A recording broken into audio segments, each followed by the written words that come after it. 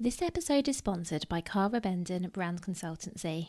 If you need branding and packaging for your product, Cara is my absolute go-to. She and her team create beautiful and unique branding so your product will impress retailers, stand out on the shelf and look great online. They also offer packaging and e-commerce website designs so you can get everything set up and ready to launch, confident that it looks brilliant. Cara is absolutely fantastic at helping guide you through the process and has been a guest on this podcast twice, in fact. She even designed this podcast artwork for me when I worked with her with my own branding back in 2021, and I can't imagine not having this brand now. If you'd like to chat to Cara about branding for your business, she's offering a free, no obligation call with any of my listeners. You can book your free 30-minute call via the link in the show notes. Thank you again to Cara for sponsoring this episode. Welcome to the Bring Your Product Idea to Life podcast. This is the podcast for you if you're getting started selling products or if you'd like to create your own product to sell. I'm Vicky Weinberg, a product creation coach and Amazon expert. Every week I share friendly, practical advice as well as inspirational stories from small businesses. Let's get started. Hi, today on the podcast, I'm speaking to Kate Freeman. Kate helps product businesses to make more revenue and, most importantly, more profit. She does this by helping them to secure wholesale retail listings, optimise their supply chain and maximise sustainability to drive growth. Kate has over 15 years experience and has spent a lot of those years working for a female leading entrepreneur in the product space, so she absolutely knows her stuff, as you will hear during our conversation. And before I introduce you to Kate, I'd also like to let you know that Kate and myself are jointly hosting a masterclass on Monday the 24th of June, so just 10 days after this episode is released, focusing on getting your business ready to scale and what to do if you decide that as part of that scaling you'd like to sell your products on Amazon. So all the information and a link to book will be in the show notes for this episode as always. Really hope to see some of you there, and now I would love to introduce you to Kate. So hi Kate, thank you so much for being here. Oh, thank you for having me. I'm thrilled to be joining you today. So can we please start with you giving an introduction to yourself, your business and what you do? Yes, thanks. So I am technically a growth strategist and sustainability expert. And I spent the past 10 years working for a leading female entrepreneur before moving to set up my own consultancy, where I now help product brands to scale and grow, and most importantly, to make more money. And I do this through kind of growing their B2B wholesale channels, helping them to optimize their supply chain, and build sustainability kind of into every area of their business. So yes, that's me in a nutshell. Amazing. Thank you so much for explaining that so succinctly. I think we've all understand what you do now. So I would love now to talk a little bit about how you can help us. So let's start by talking about scaling up, although perhaps we can touch on sustainability throughout the conversation, or if not, we'll definitely come back to that because I think that's something that'd be really interesting to talk about. But talking about scaling up your business and making more money, how do you know when it's time to scale? So if I'm listening to this podcast episode now, how do I know whether I'm ready to go into that growth phase? Yeah, I mean, that's a super interesting question, and often one a lot of clients come to me with. Either they're kind of stuck and they can't reach that next level of growth, or they're not reaching their growth expectation that they kind of set out at the start of the year. I mean, scaling your business is always like quite a big decision. It's one that shouldn't be taken lightly and requires a lot of strategic and financial planning, no matter what stage you're at, whether you're taking it from kind of startup to that next phase, or you've been operating for 3-4 years and are looking for that next level of growth. I think it's really important as a business leader and owner that you really consider like your business and taking it to the next level and what that implication might have on you and your work-life balance, whether you're ready for it, are you excited by it, are you ready to kind of manage a team, if that expansion and scaling is going to mean that you increase kind of your workforce and you're hiring and outsourcing more, like are you ready to kind of carry that responsibility, I guess, before you then kind of go on to look at proving that you've got market concept, like, you know, you've got a reliable supply chain, you know you've got product market fit, you've nailed your UDP, which I talk about quite a lot when I work with clients, which is around your unique differentiating point. So what makes you really truly stand out in your marketplace? Hopefully you've got repeat sales and a growing customer base that are kind of loyal. And market research shows you that there's growth like within that sector. I think those are really important alongside kind of having a strong cash flow position. That makes sense. Thank you. So just tell me if I'm summarising this right, Kate, but I guess it's thinking about, are you at a point where you feel like you could be selling more? So obviously we're talking about products, so where you could be making more sales. And you're at a point where you're prepared to invest, whether it's the time, money, effort, whatever it is, into doing that. Does that sound about right? Yeah. Oh, that's really helpful. Thank you.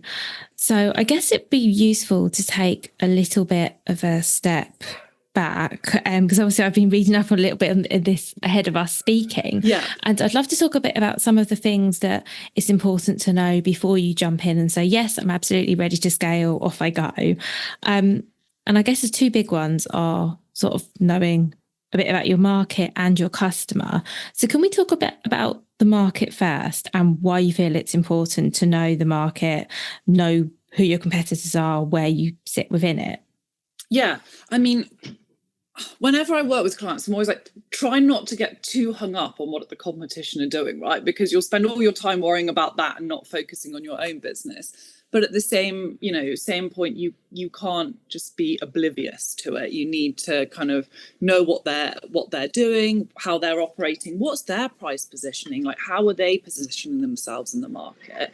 Because you don't really want to be coming in and doing exactly the same thing. That's just never going to be useful or healthy for either of you in terms of generating growth. So I think it's about understanding what they're doing, how they're positioning themselves. And I like to get clients to draw a matrix. And you can pick two scales that you want to look at, and whether that's price or sustainability or kind of premium. And then you can start to plot brands on that to see then where you sit, because you might find that there's a cluster of kind of low priced products that aren't particularly sustainable, and you're coming in as something that's slightly more expensive and more sustainable. So you've got this sort of pocketed niche in terms of where you're operating, and it just really helps to inform your pricing strategy, your messaging, your sales strategy, your marketing piece, and knowing where to go and how to pitch your products. That makes a lot of sense. Thank you. And it's such a balancing act, isn't it, between not being too hung up on what everyone else is doing? Because I say this to people a lot, you can't just focus on competition, especially when you're comparing yourself, because that's not helpful. But then equally, I guess you need to know what other products are they coming out with. What's going on in general. You can't just shut your eyes to it completely, because you need to know where you fit and what makes you stand out. So I think that is quite a balance, isn't it? Yeah, it is. It's tricky, and sometimes it's helpful to follow them on social media, sometimes it's not. Do you know what I mean? It depends, I guess, a bit on your character and how much that might phase you or not phase you, as to how closely you kind of follow people, whether you can distance from it and go, that's fine, they're doing their thing, I'm in my lane doing my thing. Yeah, that's true. And you can dip in and out as well, can't you? Because I've definitely been through phases where I've followed people or businesses because it's useful for some reason. And then you get to a point where you go, actually, right now, this isn't useful because it's either making me compare myself or it's making me feel negatively about myself and my business. And then you can just stop and take a break. Yeah, definitely. Yep. So let's talk a little bit now about customers, Kate. So why is it important to know who our customers are? I mean, it informs absolutely everything within your business. If you don't know who's buying your product, then you don't know where to sell it, who to market it to. Something that I work a lot with my VIP clients is getting them into other wholesale retailers. And we don't know which retailers to pick until we understand who their core customer is, because then it allows you to put your products into the right shops and stores where your ideal customer is going to be looking for them. It also allows you to use messaging and wording that like really resonates and lands with them when you're talking about your product. But obviously, when you run a product-based business, it's much harder than a service-based business to get that customer feedback, and you actively need to kind of go out and have conversations. And I know that you had previously Rebecca Hilliard speak a bit about this and looking at the data in your business. And obviously, thanks to social media and Google Analytics and things, we've got a lot of data that we can gather, and that's really, really helpful. But you also need to move beyond those numbers and actually have like a actual conversation with your customer. So customer interviews, and really picking out and gleaming out words and phrases that they're using, because that will help you to market the products in a really authentic way that lands with your ideal customer. So you're just building sales, building customer trust.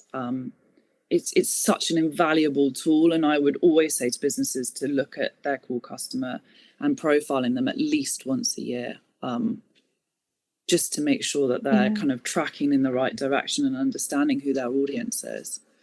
That makes a lot of sense, because I think a lot of us will think, okay, well, I know who my customer is, but I've definitely seen examples. I've had people on here who've spoken about the fact that their customer has either changed, or their customer ended up not being the audience they first thought it was. Yeah. And I think you're right in that, especially if you're looking to scale up, and if part of your strategy is maybe wholesaling, as in the example you shared, or moving your products onto a new marketplace or whatever it is, I don't think you can decide maybe which channel you're going to use or which retailers if you don't understand who's actually buying your products and where they shop. So that was a really good example. Yeah. And in terms of getting this real feedback from our customers, Kate, how would you suggest we go about it? Like, is it surveys? Is it emails? Is it focus groups? Because I think for a lot of us, we wait, we sell our products, the reviews come in, maybe some social media posts. But in terms of actively going out and asking questions, how would we do this?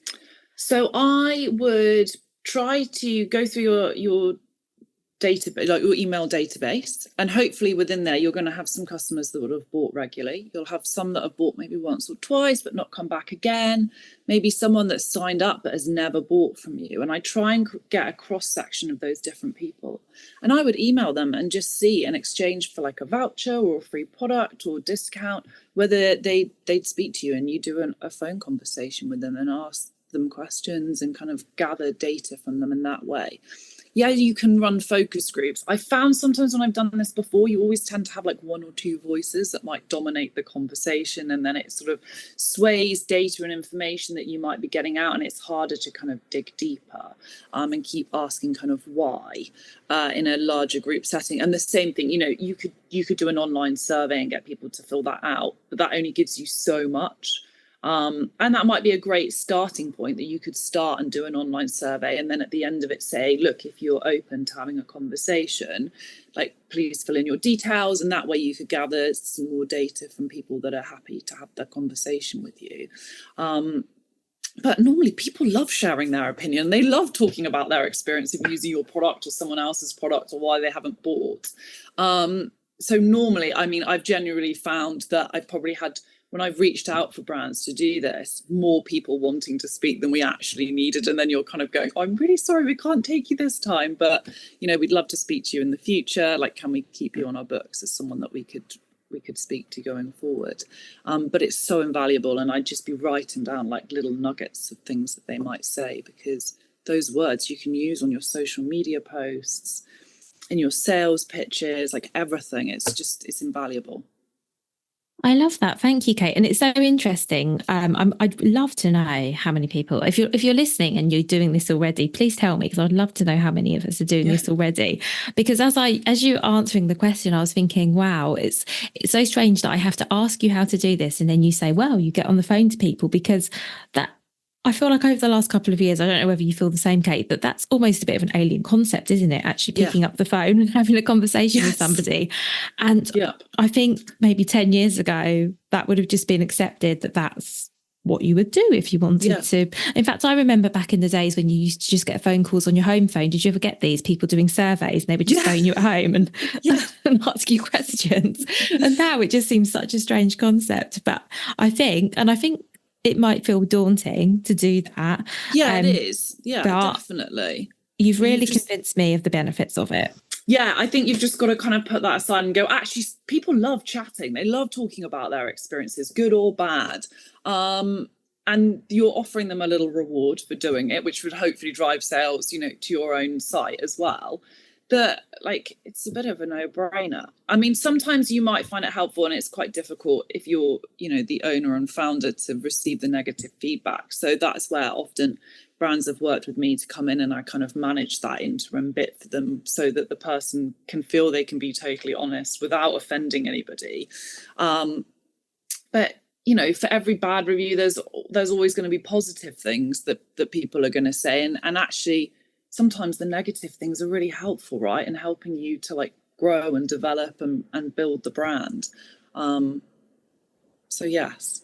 Absolutely. That makes a lot of sense. And also for anyone who's still feeling a bit unsure about it, I mean, obviously you're asking people's permission. You're not cold calling them. You're putting a request out or emailing people saying, can I speak to you? So just to sort of get any of those fears out, because I think it sounds like something that all of us should be doing. I mean, whether you have a product or a service business, because I mean, in my business, I could definitely be speaking to my clients and say, how do you feel about working with me? And I think that it's just that thing about, isn't there, you're just scared of what people might say. Although I will say, if people are buying your products, they probably like them. Exactly. Yeah. So you're only likely to get maybe more negative feedback off of someone who hasn't bought or was buying and stopped buying. But generally it's probably because of price, I've often found, or, you know, their needs have changed. And so actually you just kind of go, okay, well, there's a reason that they've stopped buying, because they don't need our product or service anymore.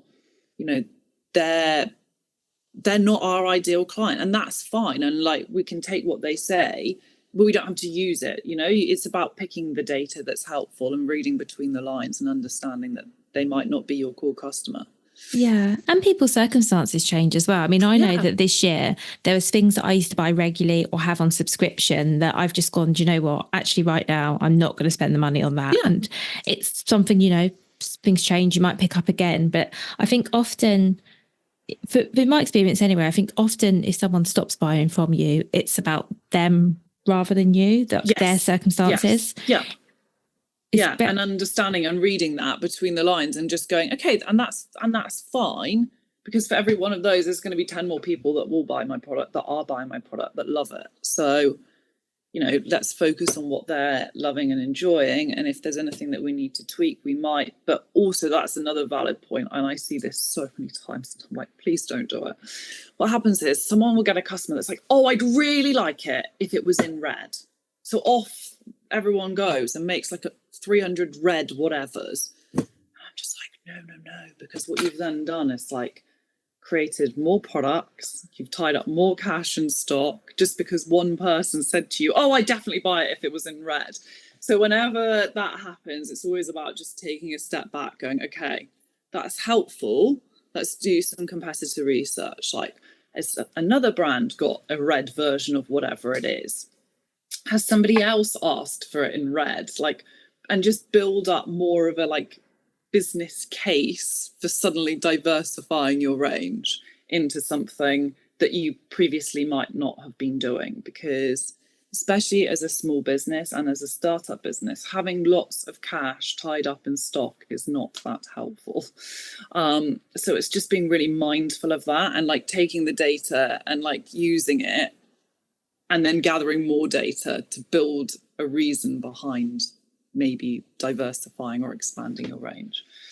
That makes so much sense. Thank you. And I can see why people do it, because I think as business owners, we just really want to please our customers. And it can be really easy to go, that's a great idea, and run off with it. I can totally see why that happened. But thank you, because that's a really great reminder that a good idea is a good idea. But as you say, you need to think a bit more before investing cash, especially in something. But then on the other hand, I think as well, something else to be mindful of is that if you're hearing over and over the same thing, for example, this would work better in red. Let's just say this would work better in red, or this could be fixed. I think there can also be a tendency to sort of bury your head in the sand about that a little bit as well. So and just go, oh, it's very complicated to change it. So it's like, actually, no, if the feedback's consistent, then it's time to listen and take action. And if you're sat there thinking, but I can't afford to do another one in red, okay, well, what colour isn't been selling? And this is where it's really important to know your data, and that's so important in any phase of scaling, is to know your kind of sales data, your numbers in your business, what's selling, what's slow moving, is there any seasonal trends, because all of that will help to inform the potential switch to something in red, because actually that's the right thing to do for the business, and the numbers are giving you the confidence to make that decision. Thank you, Kate. So I think we're hopefully clear on, when to think about scaling our businesses, what kind of time, and how before we even think about scaling, we need to have these fundamentals. So we need to know about our customer, we need to know the market. What else do we need to have in place before we either make the decision that we're going to scale, or we actually go ahead and do anything?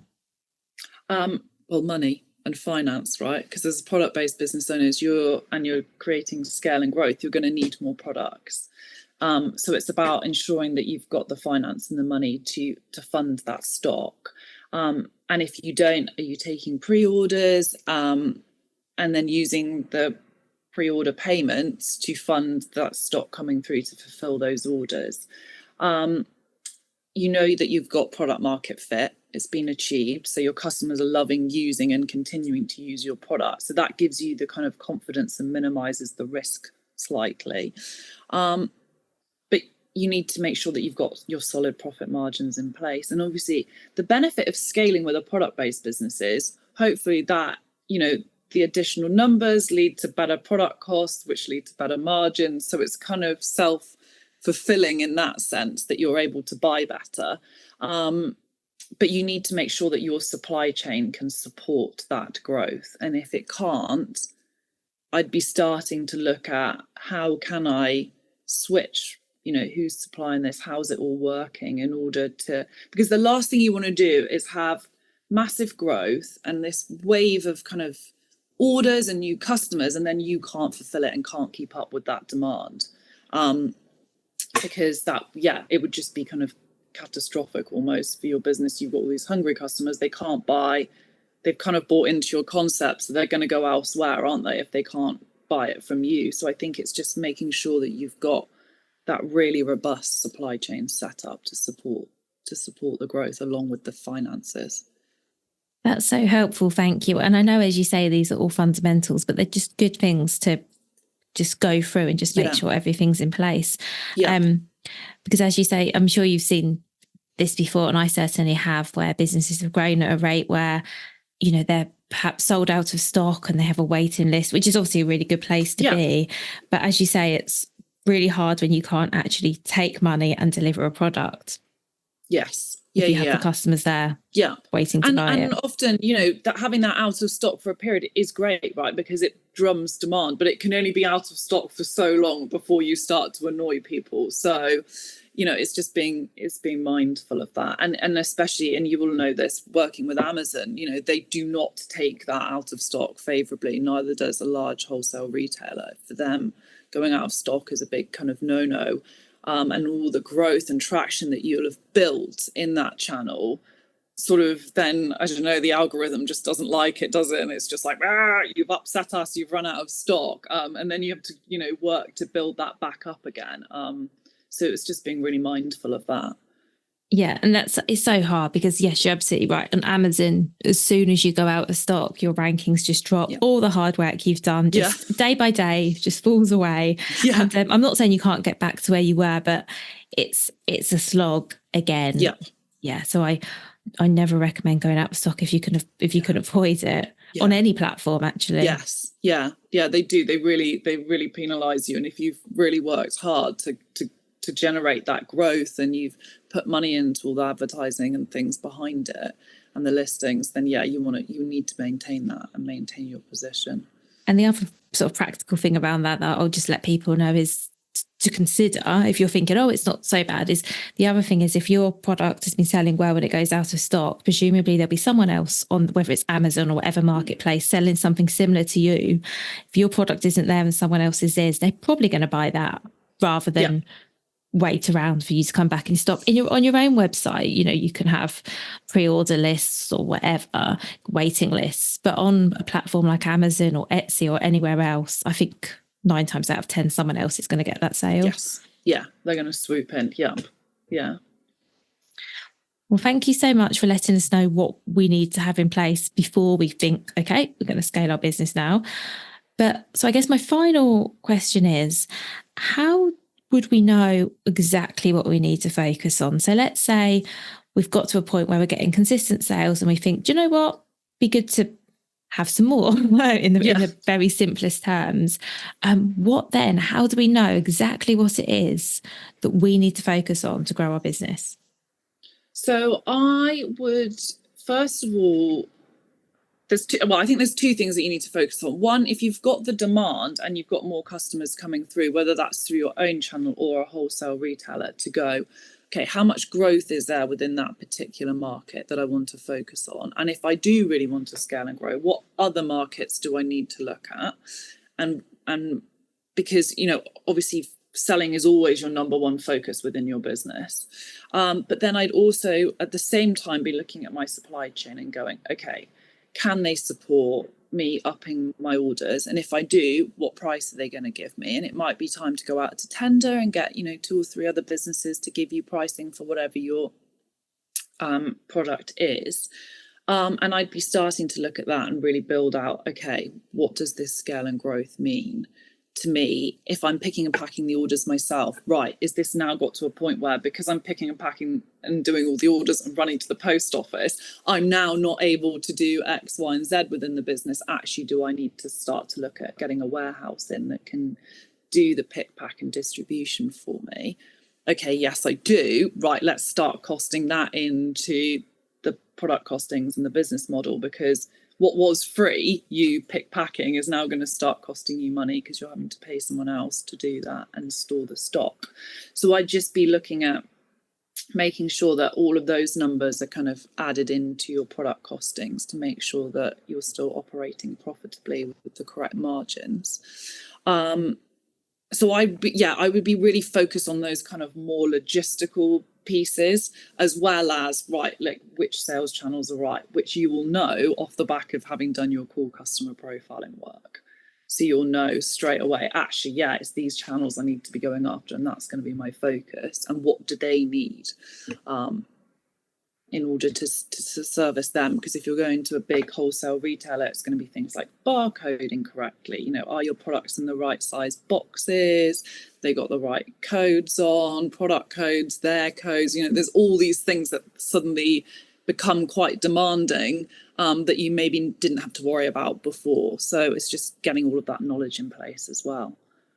That's so helpful. Thank you, Kate. And I guess what you're saying is that by doing the work on looking at the market and speaking to your customers, that will actually inform what your next steps would be, because you will know who your customers are, where they're shopping, how they're shopping, what the rest of the competition is doing. That's so helpful. So I guess there isn't a definitive answer. It's looking at your product, your customers, the market, and figuring out what's the next logical step. Yes, because it might be that your business is already set up for that in terms of supply chain, for that growth already. So that's not your worry. Yours is more about sales and selling and the correct sales channels for you. Whereas other people might have the flip reverse, that they've got all of this demand and they're on different marketplaces and they've got retailers, chomping at the door ready to buy the product, but you haven't got the supply chain set up to meet that demand. So yes, it's normally it's business, it's business bespoke, isn't it? Depending on your product.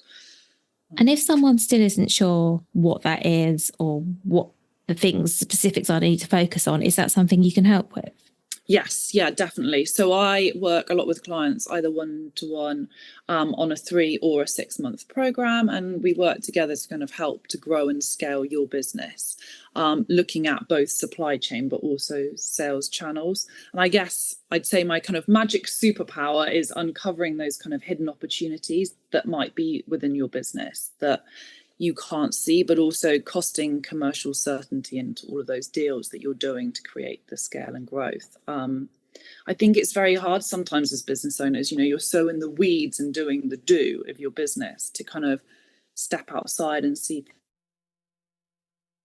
from a fresh perspective. And so that's something that I definitely offer clients when I come in. So yes, that is absolutely something I can help with.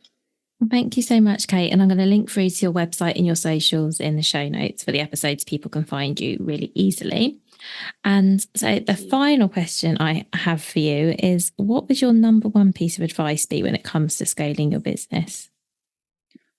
Know your numbers. Know your numbers, know your customer.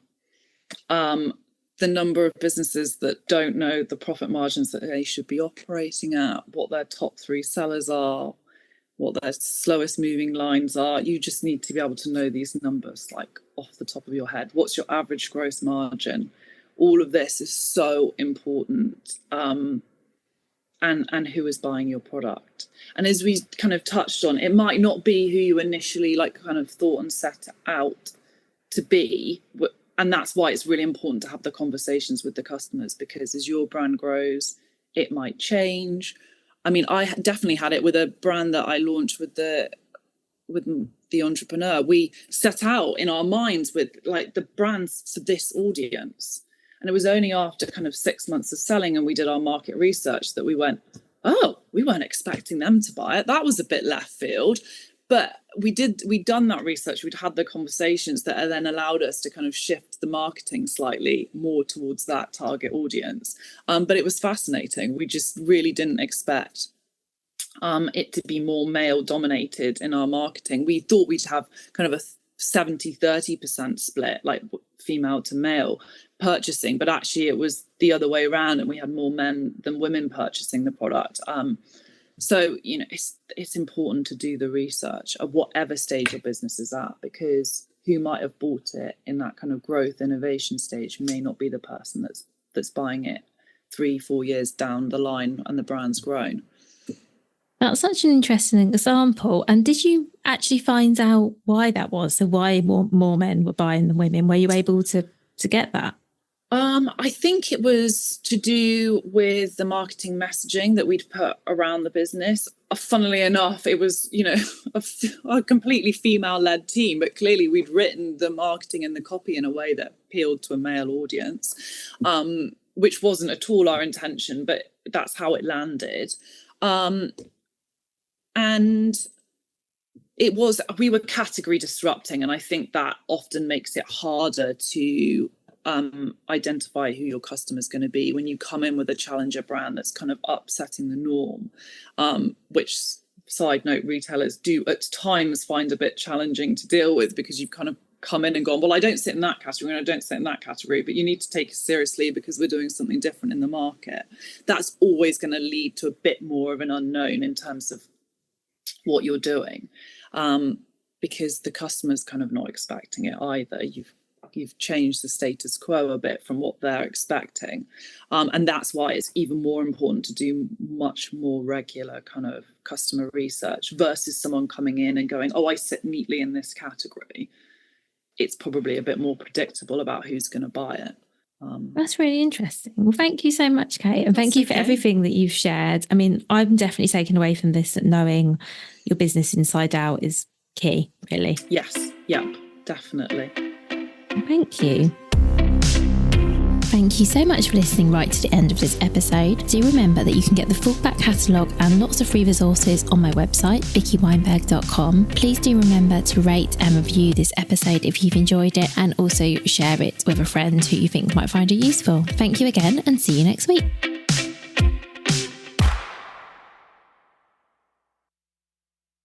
Hi, this is just a little note to say if you've enjoyed this episode, or indeed any of the episodes, and you would like to, I don't know, buy me a coffee or something, you can actually now leave tips. So there's a link to how to do this in the show note. Of course, do not feel obliged to do this.